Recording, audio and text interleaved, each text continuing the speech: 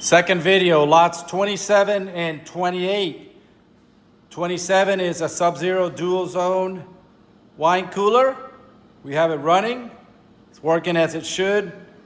When we plugged it in, they were at 75 degrees. Right now they're at 54 and 55. That's what they are set at.